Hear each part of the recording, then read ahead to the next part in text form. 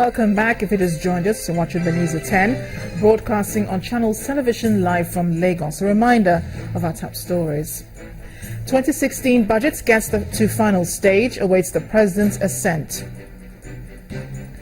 Former President Olusegun Obasanjo says the budget is not a document to be assented to in a hurry.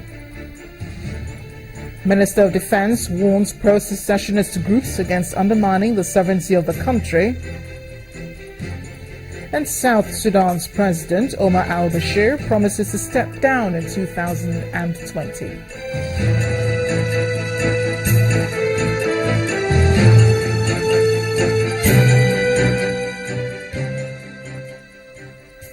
I'd like to remind you, you can read up more on our top stories on our websites, channelstv.com and on youtube.com/channelsweb.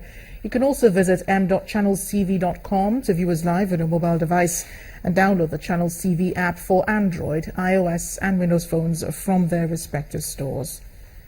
We do encourage you to please interact with the Channels Eyewitness feature in the Channels TV app. If you have pictures or videos you'd like to share with us, tap the application on your device, swipe to reveal the Eyewitness menu, then follow the instructions. Let's take a look at some of the pictures that you sent in, a lot of them about queues at filling stations. So we begin in Alapere here in Lagos. It shows a motorist in this traffic jam. Our Eyewitness reporter calls on relevant agencies to manage the flow of traffic across the state. Still in Lagos, this photo was sent in from Etiosa area. It shows these people lining up with their generators at this service station to buy petrol. Our next photo comes from Kashim Ibrahim Road in Makurdi, the Benue State capital. It shows these commercial motorcyclists waiting to buy petrol at a filling station. Our Eyewitness reporter calls on the federal government to end the lingering scarcity. The next photo is from Benin Kebbi. It also shows motorcyclists on a long queue trying to buy petrol. Our reporter says the situation is worsening in the state. So a slightly different story in Ota area of Ogun State, the aftermath of a road accident involving two trucks. Our Eyewitness report advises truck drivers to adhere to traffic regulations. Thank you for sending in those pictures, and please keep them coming. Know that you too can become an Eyewitness reporter for Channels Television. A trial of some level of success has been recorded in the war against insurgency in the northeast. So says the Minister of Defense, Mr. Mansur Dan Ali, when he received a report from a committee on the handover of liberated areas in Abuja. The Minister of Defense gave the assurance that the federal government will not hesitate to seek the support of the international community in ensuring adequate security in the affected communities. He also emphasized that the government will not hesitate to bring the full weight of the law on those bent on jeopardizing peace and stability in the country. Without contradicting the contents of your report, you will agree with me appreciable success have been recorded against the Boko Haram incident since the assumption of the President Muhammadu Buhari as Commander-in-Chief of the Armed Forces of the Federal Republic of Nigeria. Once again, I want to assure you, and indeed all Nigerians, that the government remains totally unchanged in its commitment to eradicating of insurgency and criminality in the Northeast, in particular, and the nation in general. Let me also use this opportunity to warn any person or group of individuals or organization under whatever cover who wish to test the collective will of this administration to know that we will not fold our arms and allow them to destroy our nation. All relevant security agencies of the Federal Republic of Nigeria have been mobilized and directed to swing into action to identify and stop any possible threat to our national security. This administration is also ready to partner with any nation that is willing to cooperate with us in the field against insurgency and terrorism in the country and the region in general. Let's go now to the Federal Capital Territory, where Yemisi Baye is standing by with more on the news at 10. Hi, Yemisi. Great to see you. Hello, Amarachi. Great to see you, and welcome to Abuja, the nation's capital. Now, the trial of the former minister of the Niger Delta Ministry, Mr. Godsday Orubebe, has commenced at the Code of Conduct Tribunal. The first prosecution witness, one Samuel Madujemu, an investigator in the Asset Tracing Department of the Code of Conduct Bureau, says the former minister was issued asset declaration forms 5 times between 2007 and 2011. According to Mr. Madujemu, intelligence assessment was conducted on the claims made by the former minister, and it was discovered that there were some other properties allegedly traced to him that were not declared. The prosecution witness adds that an examination was conducted by writing a letter to the Federal Capital Territory Department of Lands Administration. It was discovered that plot number 2057, Asokoro District, Abuja, with a C of O issued on 10th of April 2011, belonged to Mr. Orubebe. The tribunal has adjourned further hearing on the matter till April the 18th. The Economic and Financial Crimes Commission today arraigned 5 staff of Nigerian Airspace Management Agency before Justice Babs Kuewumi of the Federal High Court sitting in Lagos. They were arraigned on a 21-count charge of conspiracy, forgery and money laundering. The accused persons include Ibrahim Abdusalam, the managing director of the agency, and Namdi Udo, a former managing director who is said to still be at large. They were arraigned alongside 2 companies, Randville Investment Limited and Molteng Travels and Tours Limited.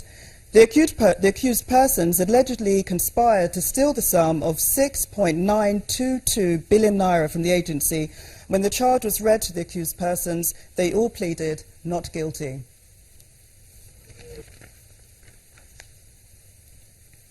We received a petition and we swung into action. The petition was analyzed and found credible, and upon the arrest, EFCC will not just arrest you because of petition. We must have done the intelligence, the preliminary investigation, gather evidence before we invite or arrest anybody. So we had enough evidence at our disposal before the arrest. So immediately upon the arrest, we confronted them with what we've already found, and that's why we are before the court. Meanwhile, survivors and victims of herdsmen attacks on Agatu communities have requested for the siting of a military barrack in Agatu.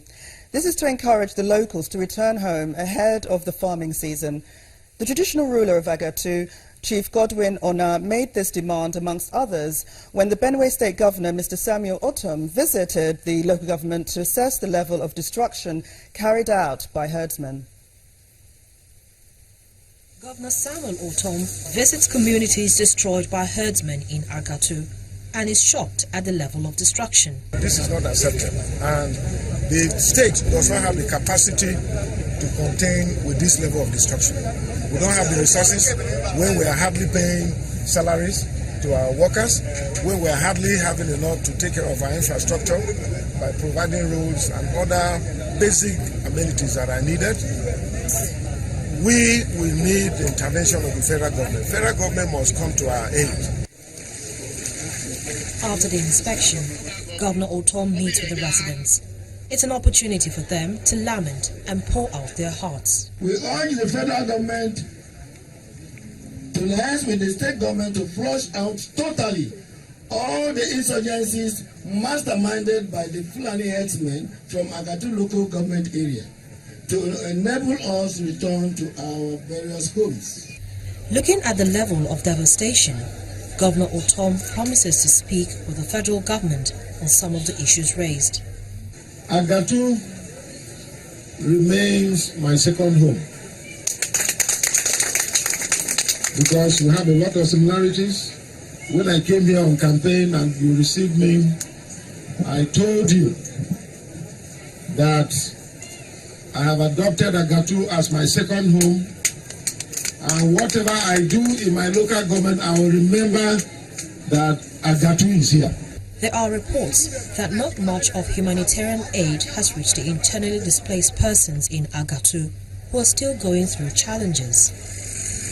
For now, all they want is peace and a semblance of normalcy so that they can go back to their homes.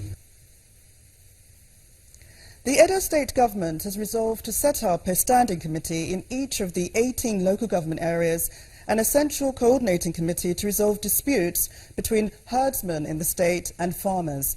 The Governor, Adams Oshomole, came to this conclusion after a meeting with representatives of farmers, traditional rulers in the 18 local government areas, herdsmen and security chiefs in the state, in a bid to stem the growing disaffection among them.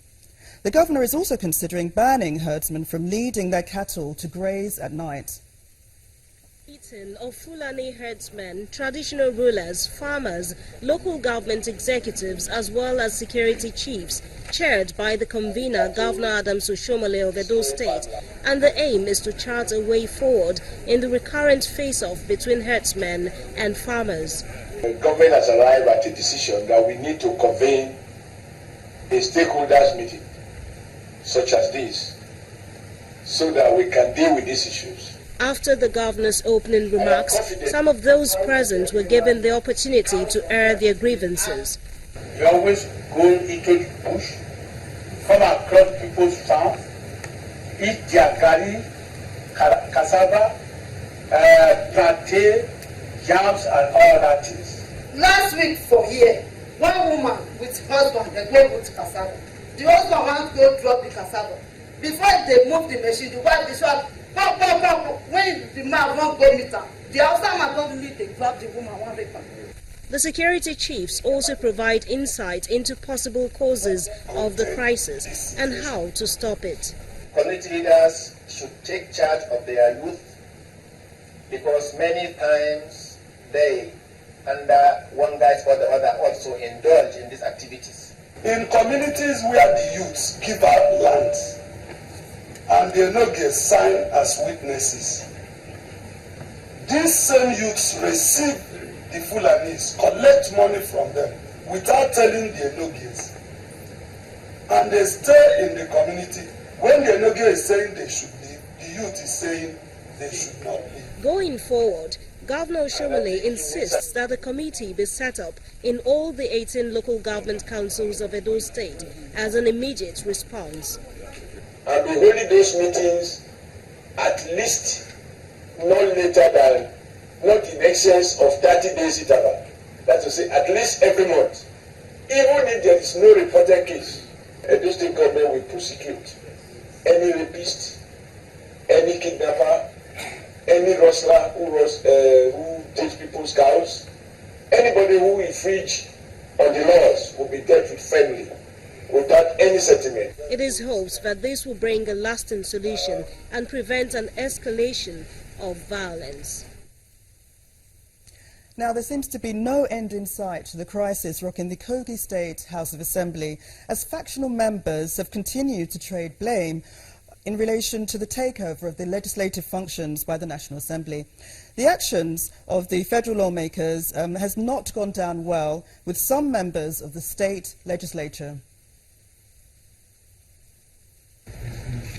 The decision of the National Assembly to take over the legislative functions of the Kogi State Assembly obviously did not go down well with the pro-Imam faction, as they claim the case is already in court.